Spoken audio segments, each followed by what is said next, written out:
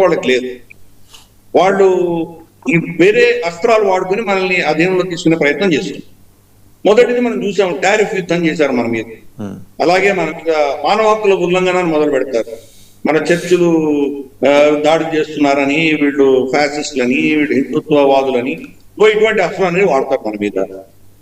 మనము ఆఫ్ఘనిస్తాన్ కంటే దుఃఖంలో ఉన్నటువంటి దేశం. హ్యాపీనెస్ ఇండెక్స్ మనకంటే ఆఫ్ఘనిస్తాన్ ముందర ఉంటుంది. ఆహారం మనకు హంగర్ ఇండెక్స్ లో సొమాలియా మనకంటే ముందర ఉంటుంది. ఇటువంటి అస్త్రాలు వాడతారు. అలాగే మనకు మన మీద ఆంక్షలు విధిస్తారు. ఇరాన్ మీద ఆంక్షలు విధించిన తర్వాత ఈ రోజు దాకా మనం ఇరాన్ నుంచి కొనుక్కోలేదు. కాబట్టి ఇటువంటి అస్త్రాలు వాడి మనల్ని కంట్రోల్ చేయాలని వాళ్ళు అనుకుంటున్నారు. నిజంగా చూస్తే కనుక మనం అంత స్వతంత్రమేం కాదు. టెక్నాలజీ ఈ రోజు అమెరికా మీద ఆధారపడక తప్పదు మనకు. ఈ రోజు కనుక మైక్రోసాఫ్ట్ మనకు వాళ్ళు కనుక అక్కడ స్విచ్ ఆఫ్ చేశారంటే మన పరిస్థితి ఏమవుతుంది? నియారా అని చెప్పేసి మనం ఒక ఆయిల్ కంపెనీ మీద వాళ్ళు ఆల్రెడీ ఒకసారి వెయిట్ వేశారు కదా రష్యా నుంచి కొంటున్నందుకు. ఒక చిన్న కంపెనీ మీద వెయిట్ ఇస్తేనే మనకి ఎటువంటి సమస్యలు వచ్చినాయి చూస్తాం. చైనా లాగా మనం కంప్లీట్ గా టెక్నాలజీ మన అధీనంలో లేదు, మనం వాళ్ళ మీద డిపెండ్ అయి ఉన్నాం. కాబట్టి ఇటువంటి అస్త్రాలు వాడుకుంటారు. డైరెక్ట్ గా సైన్యం తీసుకొచ్చి వాళ్ళ నేవీ ఫ్లీట్ తీసుకొచ్చి బెదిరించవలసిన ఆవశ్యకత లేదు అని వాళ్ళు నిర్ణయించారు. ఇది అక్కడ ఉన్నటువంటి అంశం. రెండవది, ఈ రోజు మనం నిజంగా ప్రపంచంలో వెళ్ళి కూటముల రాజకీయాలు చేసి మనం అమెరికా యొక్క పరిస్థితిని టేక్ ఓవర్ చేసేటువంటి, అమెరికా వాళ్ళ ఇన్ఫ్లుయెన్స్ ని టేక్ ఓవర్ చేసే పరిస్థితుల్లో మనం లేదు. ఈవెన్ లిమిటెడ్ గా ఆసియా ఖండంలో కూడా టేక్ ఓవర్ చేసే పరిస్థితుల్లో మనం లేదు. ఫర్ ఇన్స్టెన్స్, ఈ రోజు జపాన్ కి చైనాకి మధ్యలో యుద్ధం వస్తే భారతదేశం వెళ్ళి చైనా మనకు జపాన్ పక్షాన్ని నిలబడి యుద్ధం చేస్తాము మనం. రేపు తైవాన్ టేక్ ఓవర్ చేస్తే భారతదేశం వెళ్ళి యుద్ధం చేయడానికి సిద్ధంగా ఉన్నాము మనం. ఇది అర్థం చేసుకోవాలి. మన స్ట్రాటజీ కూడా, మన ఆలోచన కూడా మన దేశానికి సంబంధించిన అంశంలో మాత్రమే మనం యుద్ధం చేస్తాం. లేకపోతే ఇంకొక దేశం కోసం మనం యుద్ధం చేయడం అనేది మనకు కూడా చరిత్రలో లేదు.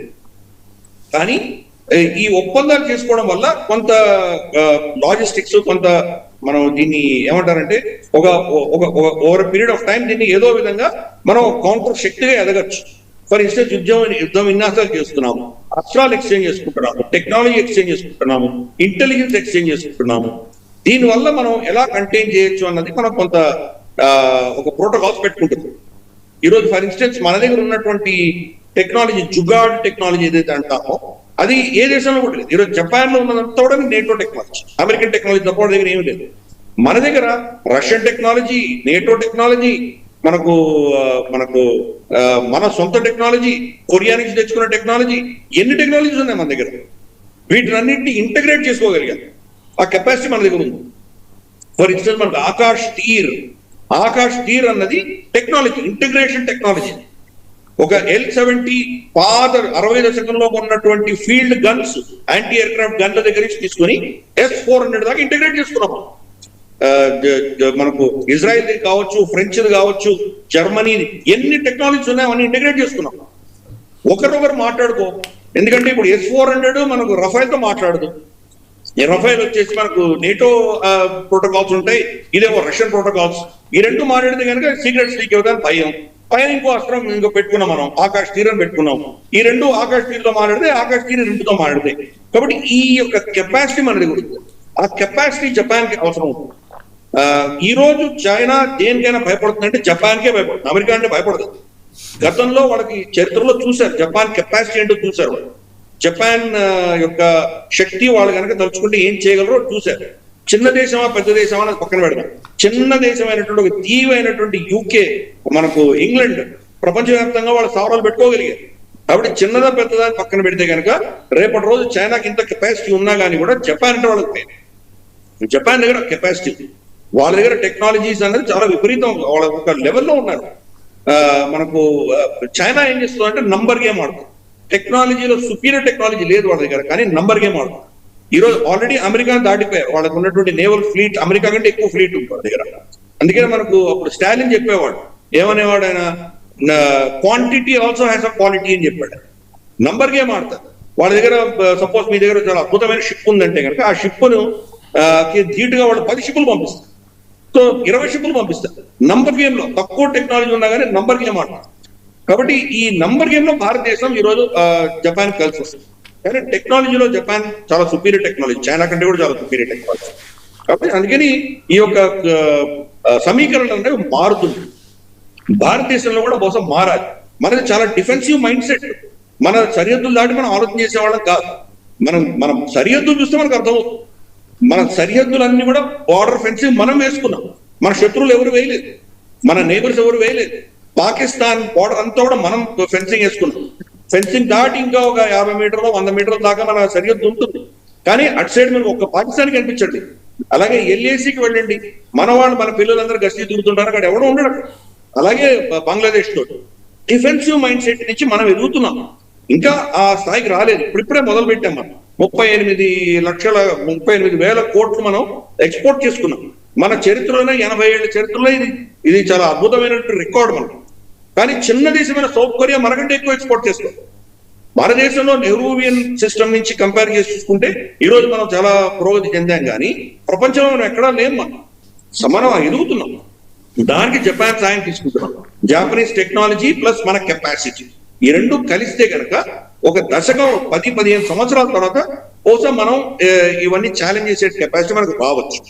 అప్పుడు మన ఇంట్రెస్ట్ కోసం బహుశా మనం కూటమిలు పెట్టుకున్నా ఆశ్చర్యపడలేదు. ఈ రోజు మనకు ఆ కెపాసిటీ లేదు, ఆ శక్తి లేదు. అందుకని సమయం పడుతుంది. అది ఈ ఈవెన్ మైండ్ సెట్ కూడా నేను చెప్పినట్టు డిఫెన్సివ్ మైండ్ సెట్ నుంచి ఒక అగ్రెసివ్ గా ప్రోయాక్టివ్ మైండ్ సెట్ మన దేశంలో రావడానికి ఇంకా సమయం. ఫస్ట్ టైం మనం అస్త్రాలు అమ్మాం. గతంలో అస్త్రాలు అమ్మడం అనేది అసలు గాంధేయవాదానికి మనం బుద్ధుడి వారసులము కాబట్టి మనం ఇటువంటి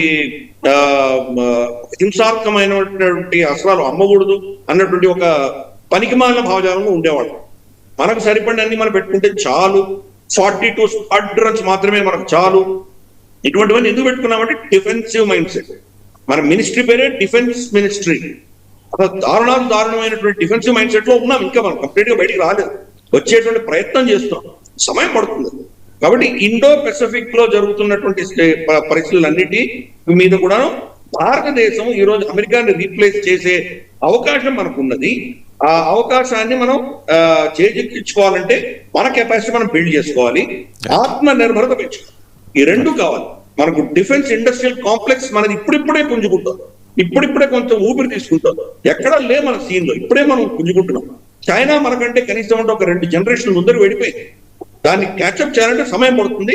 అందుకనే జపాన్ సాయం తీసుకుంటున్నాం.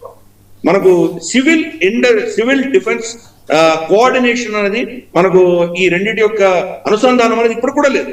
చైనా ఏం చేస్తోంది, ఈవెన్ సివిలియన్ షిప్లు కన్స్ట్రక్షన్ చేస్తుంటే కూడా చమురుని షిఫ్ట్ చేయడానికో ఇంకేదైనా గూడ్స్ రవాణా చేయడానికో చేస్తున్న షిప్లను కూడా యుద్ధానికి వాడుకునే దిశగా వాళ్ళు దాన్ని డిజైనింగ్ చేస్తున్నారు. అంటే సివిలియన్ షిప్లు కూడా వాళ్ళ సైన్యం వాడుకోవచ్చు. మనం అటువంటి ఆలోచన ఏం లేదు మన దగ్గర. అటువంటి ప్రోటోకాల్స్ ఏమీ లేవు మన దగ్గర. సమయం పడుతుంది. సో ప్రస్తుతానికి మనం ఉన్నటువంటి పరిస్థితి ఏంటంటే కెపాసిటీ బిల్డింగ్, తర్వాత టెక్నాలజీ మనం బయట నుంచి ఎంత తెచ్చుకోవడం ఒకటి, కూటమిలు పెట్టుకోవడం ఒకటి, ఇది చేస్తున్నాం మనం. బహుశా ఒక 10-15 సంవత్సరాల్లో నిజంగా మనం అమెరికాని రీప్లేస్ చేసి ఇక్కడ ఇంకొక బలమైనటువంటి ఒక శక్తిగా ఎదిగేటువంటి అవకాశాలు మనకు ఉన్నాయి. ఆ దిశగానే ఈ రోజు జపాన్ తోటి మన మైత్రి కావచ్చు, లేదా మనకు ఆస్ట్రేలియాతో మైత్రి కావచ్చు, ఇవన్నీ కూడా మనం ఇప్పుడిప్పుడు చేస్తున్నాం. అది యుద్ధ విన్యాసాలు. ఇన్ఫాక్ట్ ప్రపంచంలో ఏ దేశము చేయనటువంటి మిలిటరీ ఎక్సర్సైజెస్